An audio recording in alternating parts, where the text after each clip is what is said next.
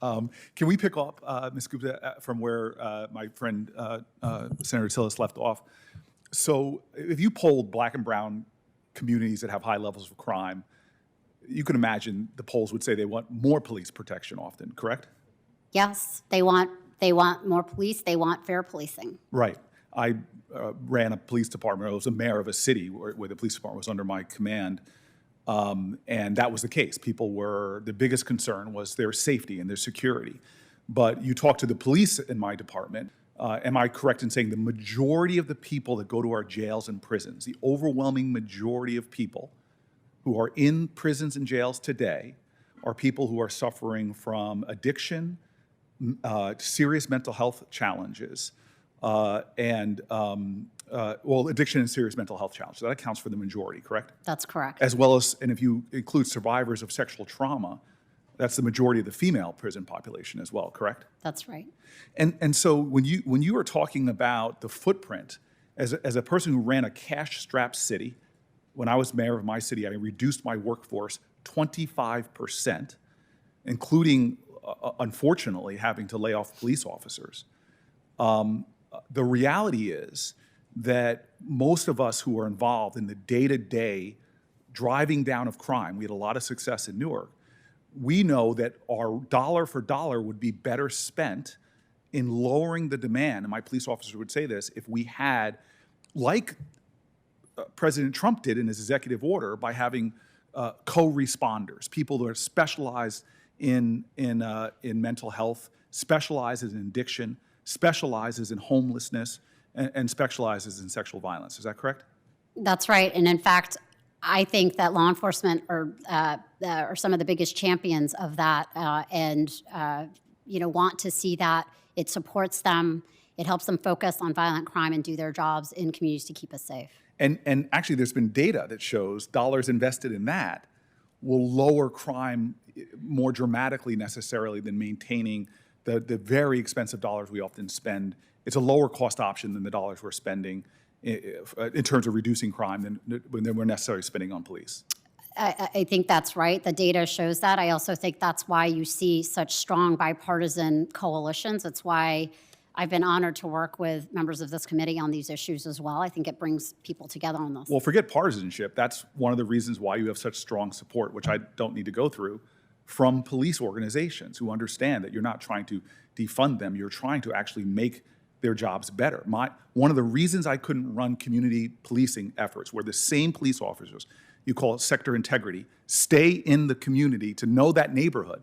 So one of the reasons I couldn't do that is because my police officers were too busy chasing the radio, often for calls that if we had the funding for it, other services could have provided, correct? That's right, and you'll hear law enforcement talk all the time about how their community policing budgets have been slashed, in part because they're having to do all of this other kinds of enforcement that they wish there were other interventions for, absolutely. One of my colleagues said you're soft on crime. Now, I don't care what your political perspective was. I have not met somebody in my years in the Senate who's come before this hearing, both sides, that none of us want more crime. We're all trying to find intelligent ways to drive crime down. Is that correct? Yes. I will just say, Senator, my own grandmother was murdered, and my family experienced homicide. Personally, I have listened and heard and talked to crime victims every week that I was on the job at the Justice Department. To me, this is all about being able to deliver better public safety and to better keep our community safe. And so I'd like to shift to the personal if I can. You and I are friends, correct? Yes. I'm surprised you admit that publicly, but I appreciate that. And I've been in a lot of personal conversations with you as you and I are struggling to advance bipartisan criminal justice reform, correct? That's right. Never in my time have I heard you in any way disparage members on the other side of the aisle in the private conversations. In fact, I've heard you often talk about the importance of building bridges and coalitions in order to get things done.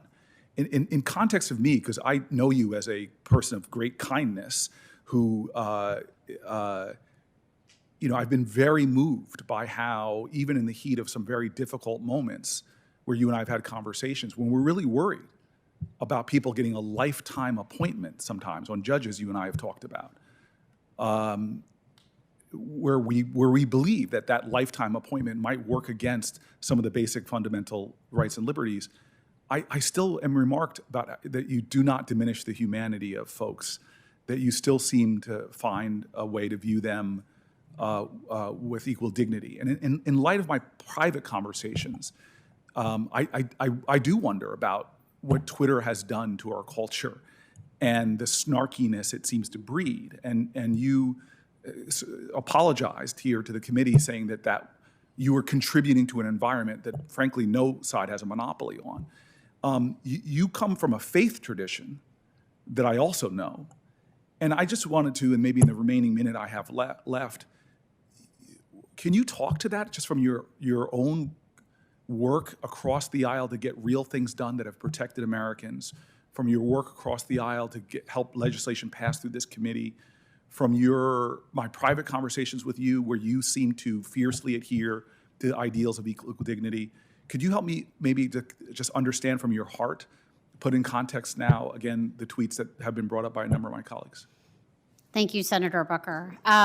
You know, the original impetus for me to engage in racial justice work and civil rights work was my own deep abiding faith. And I believe it brings a lot of us to the table on these issues. And I have always prized myself as somebody who sees the humanity in everyone and can bring people together who may not agree on 100 things, but agree very strongly on these 3 or 4. And to be able to recognize the importance of doing that bridge building. I think, to be honest with you, I do think that Twitter has been incredibly polarizing. I've played a role in it. I don't think it speaks well to my own desire to heal and build bridges and build consensus. I think it, it does reward snark and polarization. And I have, as I said, fallen prey to that. But my demonstrated record, I've been criticized by the organizations I worked in, by folks that I thought were allies for doing this bridge building work, for working across the political spectrum, and for engaging with people, understanding that all of us have a right to dignity, that there's a lot of work that we need to do to address some of the great problems facing all Americans, and that I don't have a monopoly on the truth or on the answer, but being able to roll up my sleeves, working with law enforcement, working across the political spectrum has been a defining feature of my career. And if I am confirmed as Associate Attorney General, you'll probably be happy to know I won't be tweeting in that way. But I look forward to not using that harsh rhetoric and to working constructively and productively, as I have done throughout my career, with members of this committee and with anyone who has business before the Justice Department. That will be my pledge. Well, I will affirm that you have definitely been criticized by people on the left for your pushing and working to try to build the kind of coalitions necessary to pass legislation to get things done and to protect the American people.